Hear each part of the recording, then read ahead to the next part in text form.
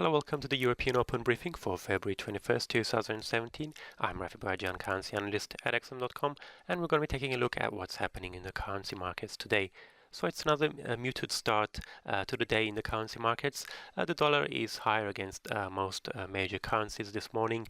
There was some hawkish remarks by the Fed's Harker, which the markets reacted to, although the main reason why the dollar is up is because US Treasury yields are firmer compared to Friday when they closed much lower. The Australian dollar is down despite some, the rather positive minutes from the RBA.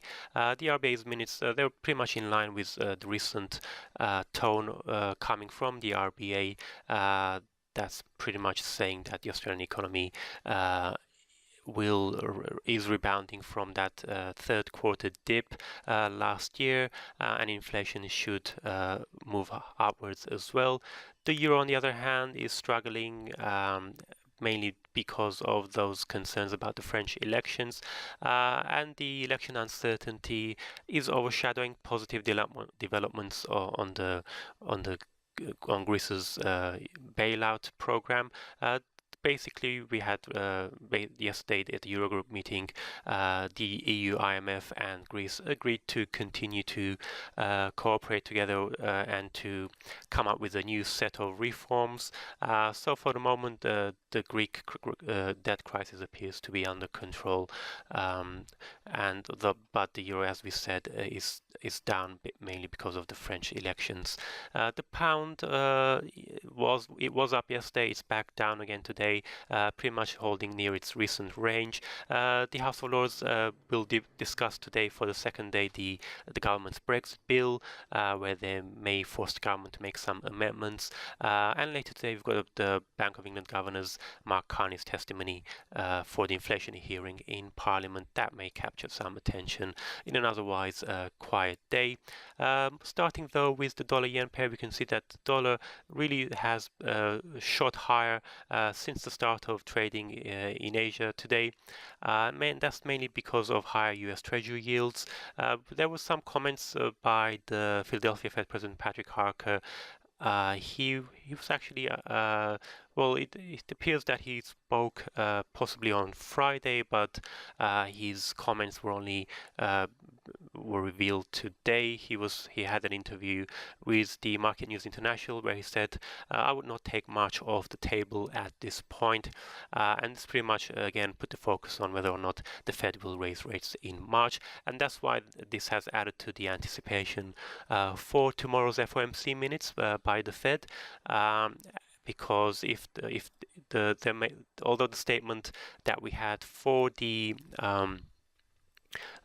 January-February meeting wasn't too specific about a March rate hike, maybe the minutes may reveal a few more details about the Fed's thinking and how likely is it that we may see a rate hike in March. But for now, the dollar has been boosted by the higher treasury yields. It's currently trading around 113.50 yen. Moving on to the Australian dollar.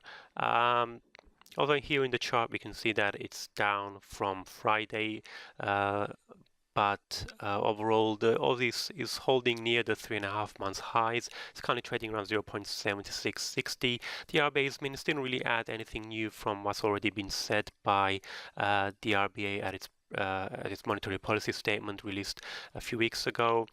Pretty much reaffirms the positive outlook of the bank for the Australian economy.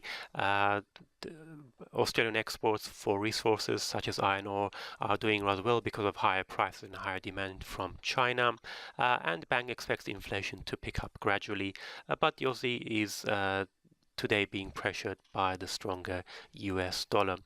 Moving on to the euro, we can see it's gradually been moving lower since last week, currently trading at around 1.0571.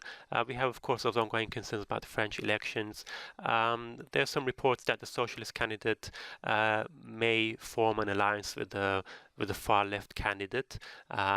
And this is seen as negative by the markets because if such an alliance led to the left wing making it through to the second round, then in the second round vote, it's more likely that Le Pen would win, because centrist voters would more likely vote for Le Pen rather than a left-wing alliance, and that's being seen as negative development by the markets. And all of that is basically overshadowing what's happening in Greece's bailout review. Basically, we had some positive comments about Greece's progress yesterday by the Eurogroup, and they decided that all parties agreed to continue to cooperate together to discuss a new set of reforms that would allow Greece to qualify for its next tranche of its bailout loan. Let's have a quick look at the pound before we go. Because we can see last week, of course, there was that big dip after the weak retail sales numbers. Yesterday, the pound was slightly boosted by a combination of a weaker dollar and, of course, hopes that the House of Lords might force the government to allow MPs to have a more say in the Brexit negotiations if they manage to force through some amendments. This is possible because in the House of Lords, the government doesn't have a majority, unlike in the House of Commons. So it is possible we may see some amendments to the Brexit bill which would attach conditions that Article 50 can only be triggered if the government follows certain conditions. So such an outcome would probably be positive for the pound because it would mean it would lessen the odds of a hard Brexit.